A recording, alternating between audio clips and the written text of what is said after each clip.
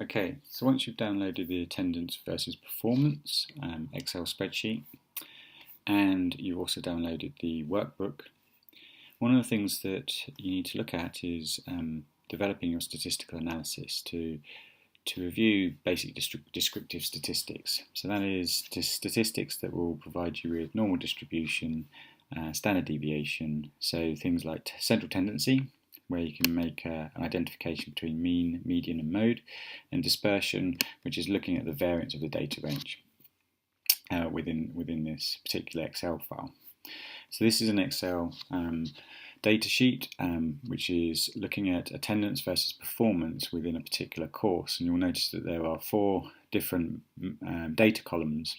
One's a percentage attendance, another one is case study, CBA, which is course-based assignment or computer-based assignment, and then obviously the total grade, which is an amalgamation of those two individual assessments. The N just relates to the sample number and doesn't really require any further analysis within the descriptive statistics. So how do we install descriptive statistics? We go to Excel add-ins. This is on a Mac, obviously. This is using tools, and I'll set up a separate video for Microsoft Office, for Windows-based computers. So the key one that we want is the analysis tool pack. So we select it, we click OK. And when we look at the data ribbon up here, what you can see is you've got this data analysis tool pack now available. So if we click on that, one of the things that we're looking at particularly in this data set is just simply descriptive statistics. So we just make sure descriptive statistics is highlighted, click OK, and then we choose the input range. Now with the input range we can choose the whole 4 columns of data. So I'm just going to scroll down and select all the data sets and enter. And because these are based on column, obviously we want to maintain that. So we're comparing, or we will have data that summarises essentially each of the columns data. In terms of output range, for just convenience, I'm going to put the output range next to the data table. And then what we also want is summary statistics and a 95% confidence level for the mean. And then we just simply click OK. He says. And what you'll note here is that we now have your mean, standard deviation for each of the columns of data that you've now analysed. So this gives us an indication of, or gives us the data that allows us to define whether we have normally distributed data, what the standard deviation of the data is, and obviously gives us an indication of other parameters. So one of the things that I spoke about in the tutorial session was obviously how we define normal distribution. So we look at the mean, median and mode, and basically the mean should equal the median should equal the mode for truly normally distributed data, i.e. It's the same value across the board. So within this group of data we obviously have different values for mean, median and mode. This group of data generally is okay, so you would say not normal, but is normal distributed. This is also not normal, and this data set is close to normal distribution but not normal as well.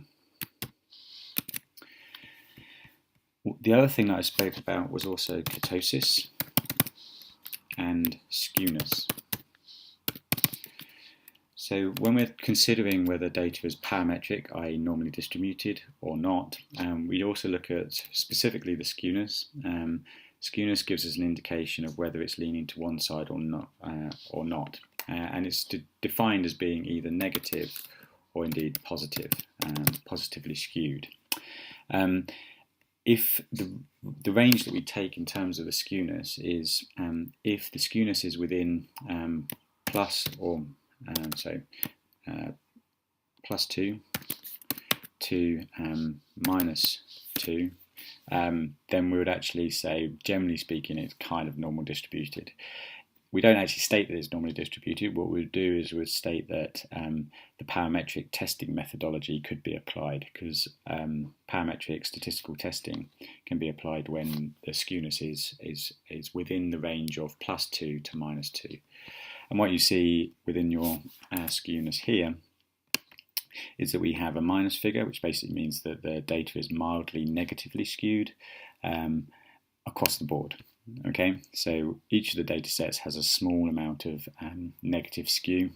Equally, in this instance, this particular data set is showing flattening of the normal distribution curve, so it's something known as platykurtic, whereas this is showing a positive value for kurtosis, which suggests that it's mildly leptokurtic. But generally speaking, in terms of defining normal distribution, it is these three values. Similarly, the kurtosis needs to be within the range of -2 to +2, and you can then make some definitions based on what statistical methodology you would apply. So in each of these individual cases, you would be looking at a parametric application, if you like.